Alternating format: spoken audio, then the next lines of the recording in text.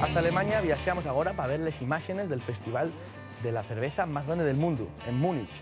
Miles de personas, vestidas con el traje bávaro tradicional, percorrieron las calles de la ciudad entre la mirada de los ablucados visitantes. Caballos llevando charrés tradicionales, gente comiendo salchiches y mucha música acompañaron al Festival de la Cerveza de Múnich, que desde va muchos años celebran las familias de esta zona. El festival axunta a cientos de personas del centro de la ciudad de Múnich y los trajes bávaros con colores cobre y pantalones de cuero en el caso de los trajes de soldado son la ropa más vestido en estos días de folicia. Muchos de los chicos de la ciudad saquen les barres a la calle y pueden verse cerveza en esplaces y avenidas. El año pasado vendiéronse 6,9 millones de cervezas, 494.135 pitos asados y 102 hues cocinados al modo tradicional de Baviera. En los 174 años de este festival, las cosas no cambiaron mucho, pero el precio de la cerveza no paró de medrar y anda ya por los 8 euros. En el festival trabajan estos días alrededor de 8.000 personas de 10 de la mañana a 10 de la noche. Y serán, eso de xuru, miles y miles las personas que pasen a tomar una cerveza por este festival que llega todo un clásico entre los amantes de esta bebida.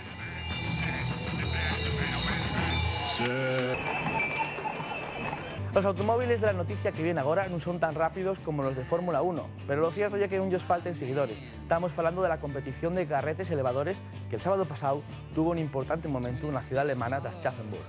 Los responsables de este campeonato comentaron el sábado la buena respuesta que recibieron y cómo este año participaron personas de muchos países, entre los que destaquen los chinos, que competían por primera vegada.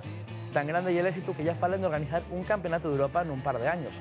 Este tipo de campeonatos, los participantes tienen de mover caixes y colocarles de una forma determinada con los carretes. Los chinos estrenaron este año algamando un segundo puesto y los animales, los alemanes, los mejores en este juego tradicionalmente, fueron los ganadores.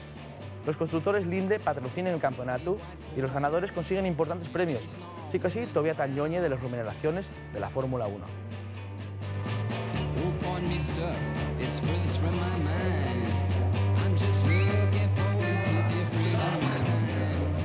Desmolecidos por la conservación de las tortugas marines, los habitantes de Yogyakarta, en Indonesia, acaban de soltar a la mar una montonera de crías de este animal, un gesto que puede servir para mejorar la situación de las tortugas. Las tortugas que ven en las imágenes viven en la zona de Trisik, en Indonesia, y ese número no dejó de descender desde va siglos. La caza furtiva y la destrucción del medio donde viven está acabando con ellas, pero en una aldea de la zona los habitantes están por el labor de echar una mano y salvar a esta especie. Para ello, los habitantes de este lugar están acabantes de soltar a la mar a más de 200 tortugas verde oliva de Ridley. Fue este sábado pasado y gracias al trabajo de un grupo local. Pero la historia de la protección de este animal viene de mucho en antes. Desde va años, la ley del país prohíbe la caza de este animal y comeles también está castigado. Así que en los chigres no es posible atopales, por lo menos de manera legal. El grupo ecologista está aprendiendo a los habitantes de la aldea a no mercar los huevos a cazadores furtivos y a usar los xardinos para criar los huevos, protegidos de esta manera. Concienciar a la gente del pueblo no fue fácil, porque para los seus habitantes, las tortugas no hieren más que una comida como otra cualesquiera. Pero paso ante paso, población y pescadores van cayendo en la cuenta de la importancia de conservar esta especie. Y así ya son 800.000 las femes que crían cada año en esta zona. Estas tortugas pesen alrededor de 45 kilos y llegan a vivir hasta 60 años. Eso sí, si los cazadores no se crucien ni su camino.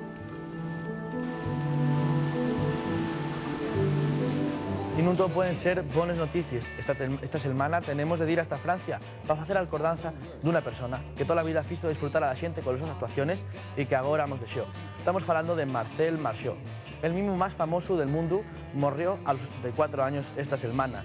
El actor francés consiguió convertirse en las últimas décadas en el mimo más internacional de la historia.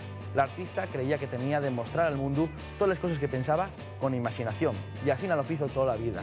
El mimo consiguió tener al público atento a lo largo de más de 50 años. Abuelos, padres y niños veían juntos a este artista que fue quien a conectar a 3 generaciones. La importancia del trabajo de Marceau llegó al punto de que dio clases de baile a Michael Jackson, que en este tiempo entró a hacer uno de sus pasos más conocidos.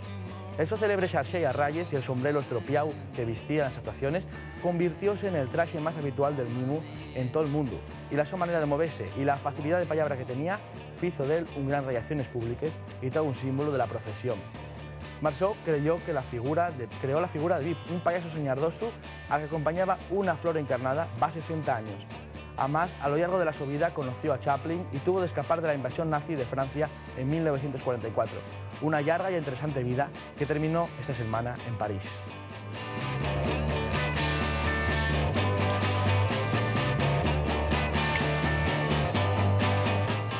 Y hasta aquí llega este viaje per les notícies del mundo. Alaldu torna todos los días a les pantalles a eso de las 9 de la mañana. Ahora déxolos con el resto de la programación del TPA. Vémonos la semana que viene. Un saludo, collacios.